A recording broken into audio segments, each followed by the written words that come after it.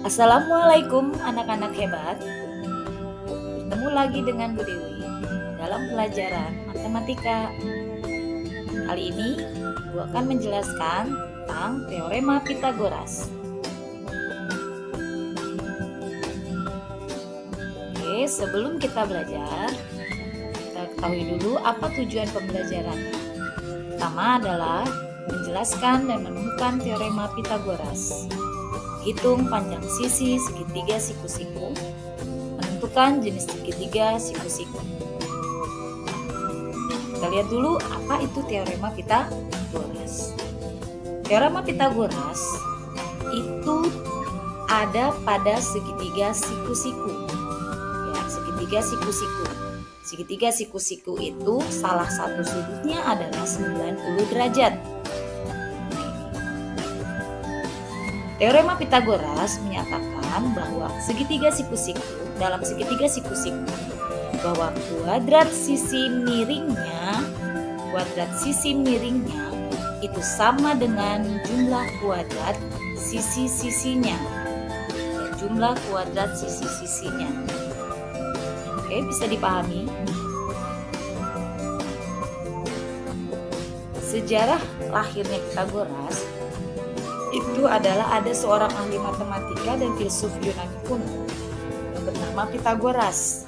Dia dianggap sebagai penemu, ya, karena dia pada abad ke-6 berkat keunggulannya sekolah matematika religiusnya di Croton, Italia. Walaupun sebenarnya pertama kali Pitagoras itu sudah ada pembuktiannya di Mesir, Babilonia, dan Cina sejak abad ke-20 sebelum Masehi. Namun dipopulerkan dan memang diperkenalkan oleh Pitagoras, makanya sampai sekarang terkenal dengan teoremanya, yaitu teorema Pitagoras. Nah, kita lihat di sini teorema Pitagoras telah dibuktikan melalui ratusan metode dan bukti-bukti baru dan masih terus ditemukan. Ini adalah contoh bukti visual yang menunjukkan kuadrat sisi-sisinya. Perhatikan di sini ada persegi dengan sisi 3 berarti 3 kali 3 berarti ada 9, ya. Kemudian di sini ada sisi persegi yang 4 kali 4 16. Kemudian sisi persegi yang satu adalah 5 kali 5 25. Sehingga kita lihat di sini 9 tambah 16 itu sama dengan 25. Kalau dilihat sisinya di sini ada 3 sebenarnya. 3 dikuadratkan ditambah 4 dikuadratkan itu 16 sehingga menjadi 9. 3 kuadrat itu 9 ditambah 16 itu sama dengan 25. Itu jadi segitiga siku-sikunya dibentuk dari ada 3 persegi yang masing-masing luasnya 9, 16 dan 25. Oke, kita lihat dulu di sini ada segitiga siku-siku. Sisi miringnya ini kaki-kakinya yang tegak mengapit sudut 90 derajat di sini, ya. Jadi segitiga siku-siku adalah segitiga yang memiliki satu sudut siku-siku. Sudut siku-sikunya itu besarnya adalah 90 derajat. Kedua sisi yang membentuk sudut siku-siku disebut kaki-kakinya. Sisi yang berhadapan dengan sudut siku-siku itulah yang disebut dengan sisi miring atau biasa juga dikenal dengan hipotenusa. Sudut siku-siku menciptakan banyak hubungan khusus antara sisi yang sudut dan sudut segitiga dan merupakan dasar dari cabang matematika trigonometri. Kita lihat ini, menggunakan teorema Pitagoras ada di mana saja nih? Identifikasi dua kaki segitiga dari sisi miringnya, perhatikan panjangnya di sini. Tentukan sisi mana yang ingin Anda temukan. Misalnya yang dicari adalah sisi yang miring, berarti sama dengan jumlah kuadrat sisi-sisi yang ada di depannya. A kuadrat tambah B kuadrat. Nah, kalau misalnya yang ditanya sisi A-nya, berarti nanti dikurangin C kuadrat dikurang B kuadrat. Cari sisi B-nya, berarti C kuadrat dikurang A kuadrat. Nah, ini menggunakan teorema Pitagoras, identifikasikan dua kaki segitiga dan sisi miringnya. Perhatikan panjangnya. Kita lihat di sini. ada sebuah segitiga siku-siku di mana sisi A-nya ini ada 8, kemudian sisi B-nya panjangnya 15. Berapa sisi C-nya? C-nya ini miring. Berarti kita gunakan rumus seperti ini. Berarti A-nya 8 inci, B-nya 15 inci, maka C-nya adalah A kuadrat ditambah B kuadrat sama dengan C kuadrat, maka 8 kuadrat tambah 15 kuadrat sama dengan C kuadrat. 8 kuadrat 64, 15 kuadrat 225, maka C kuadratnya itu adalah sama dengan 4 ditambah 225, yaitu 289. Ini harus bukan T ya, bisa C. Sehingga C-nya adalah akar dari 289, yaitu 17.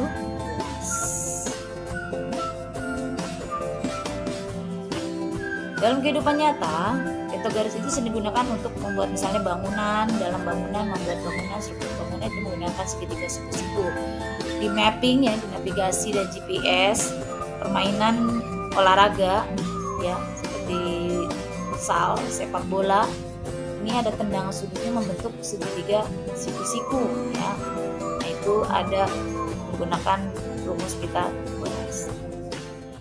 Oke, kesimpulannya, teorema Pitagoras menjelaskan hubungan antara sisi-sisi segitiga siku-siku. Ini dapat digunakan untuk menemukan sisi yang hilang dari segitiga siku-siku yang dapat diterapkan untuk memecahkan banyak masalah kehidupan nyata. Memahami teorema Pitagoras adalah dasar yang bagus untuk mempelajari trigonometri, rumus jarak, dan banyak lagi yang lain. Nah, kita lihat juga penggunaan teorema Pitagoras dalam menentukan jenis segitiga. Ya. Teorema Pitagoras menyatakan bahwa dalam segitiga siku-siku, kuadrat panjang sisi miring atau hipotenusa itu sama dengan jumlah kuadrat panjang sisi-sisi lainnya. Itu A kuadrat tambah B kuadrat sama dengan C kuadrat. Untuk mengaplikasikannya, pertama-tama identifikasi sisi terpanjang sehingga sebagai hipotenusa C. Kemudian hitung kuadrat dari semua sisinya. Jika A kuadrat tambah B kuadrat sama dengan C kuadrat, maka segitiga tersebut adalah segitiga siku-siku. Tapi jika A kuadrat tambah B kuadratnya lebih besar daripada C kuadrat, maka segitiganya adalah segitiga lancip karena sudut yang terbentuk kurang dari 90 derajat.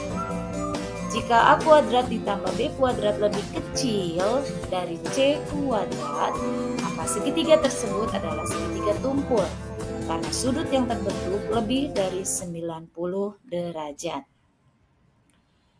Coba kita jadikan contoh di sini. Ada segitiga dengan panjang sisi 6, 8, dan C-nya 10. Nah, kita tentukan nih, segitiga apakah ini? Segitiga siku-siku kah? Segitiga tumpul kah? Atau segitiga lancip? Nah, kita identifikasi terlebih dahulu. Kita masukkan dulu di sini A-nya ya. Tentukan nih A-nya. A kuadrat tambah B kuadrat. Berarti 6 kuadrat tambah 8 kuadrat sama dengan 36 ditambah 64 yaitu 100. Akar 100 yaitu adalah 10. Nah, berarti ketiga sisi ini adalah merupakan triple Pitagoras. Nah, kalau dia triple Pitagoras berarti segitiganya adalah siku-siku. Oke anak-anak, jelas ya. Jadi kalian bisa cari contoh yang lain. Misalnya apakah dia segitiga tumpul atau lancip. Kalau dijumlahkan dia lebih kecil, berarti dia adalah segitiga tumpul ya. Nah, kalau dia lebih besar, kita balik ya. Kalau dia lebih kecil, berarti dia segitiga tumpul. Tapi kalau dia jumlahnya lebih besar, berarti dia adalah segitiga lancip. Oke, baik anak-anak, terima kasih. Selamat belajar. Mudah-mudahan bisa dipahami. Sampai ketemu di materi selanjutnya. Assalamualaikum warahmatullahi wabarakatuh.